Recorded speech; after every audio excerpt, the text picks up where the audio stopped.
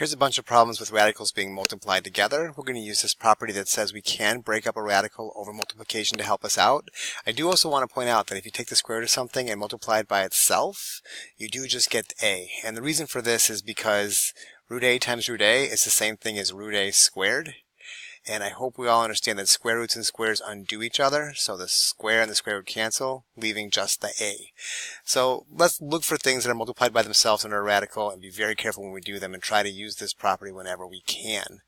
For this first guy, I've got root 3 times root 7, and they're both under a radical, so I can push them under one thing, and my final answer will be root 21. I should take a quick look at this and consider all my perfect squares and decide if any of these perfect squares go into 21. Maybe they do, maybe they don't. I would say I can take any perfect square that's less than half of 21 is really what I need to do. So since 21 divided by 2 is about 10.5, I can start with the 9. 9 won't go into 21. 4 does not go into 21. And then I don't even use the 0 or the 1 for this part of things. So that's going to be my final answer on this. On the next problem, we have root 10 times root 10. Since it's the same thing multiplied by itself, it's basically the same thing as root 10 squared.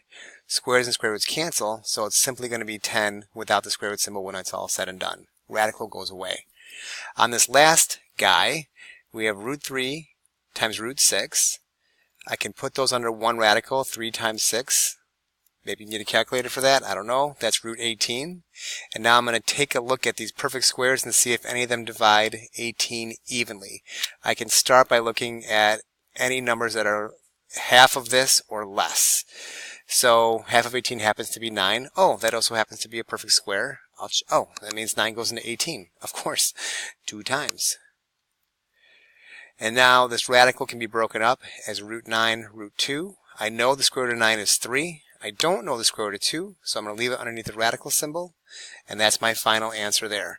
So, like always, we're just going to go ahead and push things together under a radical and look for the perfect square that divides it evenly, square root the part that we can, and then once we're done with all that, we can move on to the next problem. Good luck.